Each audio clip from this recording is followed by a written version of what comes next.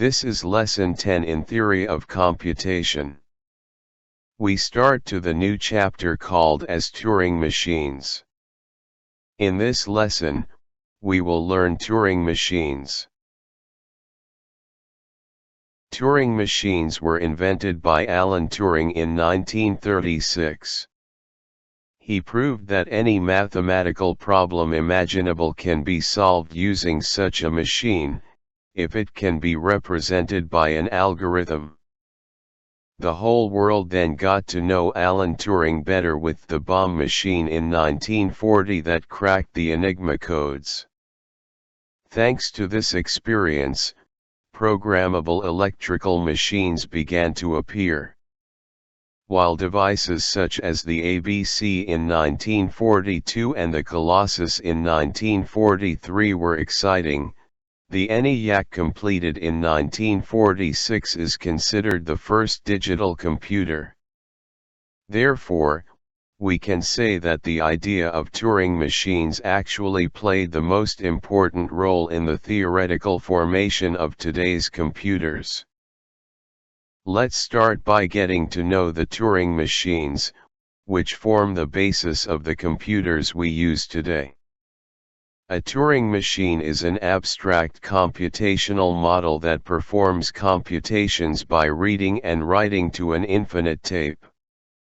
It provides a powerful computational model for solving problems in computer science and testing the limits of computation. Although Turing machines are similar to finite automata, because of infinite-length writable tape, have the advantage of unlimited memory.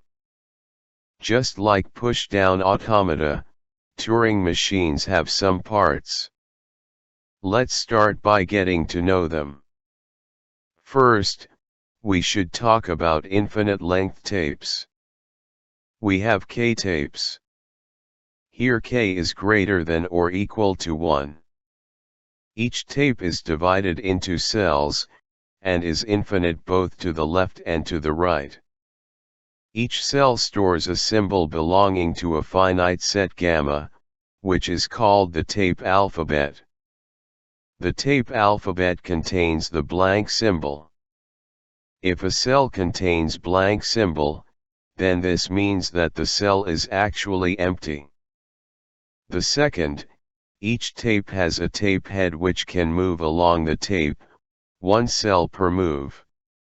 It can also read the cell it currently scans and replace the symbol in the cell by another symbol. The third, there is a state control, which can be in any one of a finite number of states. The finite set of states is denoted by capital Q. The set capital Q contains three special states, a start state, an accept state, and a reject state. Formal definition of Turing machine. A deterministic Turing machine is a 7-tuple, capital M equals sigma, gamma, capital Q, delta, lowercase q accept, and lowercase q reject, where sigma is a finite set, called the input alphabet, the blank symbol is not contained in sigma. Gamma is a finite set, called the tape alphabet, this alphabet contains the blank symbol. Capital Q is a finite set, whose elements are called states. Lowercase q is an element of capital Q, it is called the start state. Lowercase q accept is an element of capital Q, it is called the accept state. Lowercase q reject is an element of capital Q, it is called the reject state. Delta is called the transition function, which is a function. Capital Q Cartesian product, gamma to the k goes to, capital Q Cartesian product, gamma to the k Cartesian product, L, n, or r to the k. For easy understanding, we will first give an example delta rule. When we focus on the states here, we will see that the state has not changed.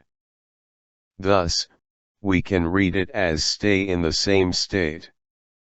Then, we can focus at the second letters on the rule. The second letter is a symbol A on the left.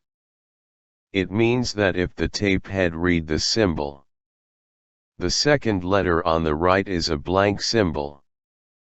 This means, delete symbol A by writing a blank symbol on it. Now we can read the rule as: when the tape head reads a symbol A from the tape in the state Q, the tape head must delete it by staying in the same state. And last, the third part of the rule is read. On the right-hand side, there is a capital R symbol. We can understand that tape head must move to the right.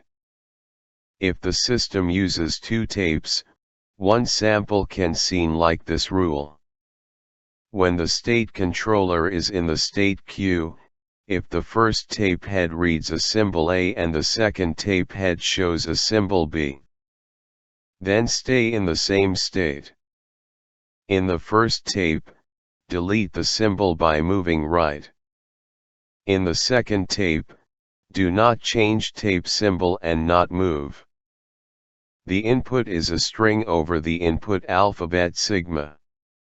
Initially, this input string is stored on the first tape, and the head of this tape is on the leftmost symbol of the input string. Initially, all other K1 tapes are empty, i.e., only contain blank symbols, and the Turing machine is in the start state Q. Starting in the start configuration, the Turing machine performs a sequence of computation steps as described before. The computation terminates at the moment when the Turing machine enters the accept state Q accept or the reject state Q reject. Hence, if the Turing machine never enters these two states, the computation does not terminate. If the computation on the input string terminates in the accept state, the Turing machine M accepts this input. If the computation on this input terminates in the reject state, then M rejects the input string. In this example, we will show how to construct a Turing machine with one tape, that decides whether or not any input string is a palindrome. Recall that a string is called a palindrome, if reading it from left to right gives the same result as reading it from right to left. The tape contains the input string, the tape head is on the leftmost symbol of the string, and the Turing machine is in the start state Q0. The main algorithm is that, the tape head reads the leftmost symbol of the string, deletes this symbol and remembers it by means of a state, let's say Q'A. Then the tape head moves to the rightmost symbol and tests whether it is equal to the leftmost symbol using the remembered state.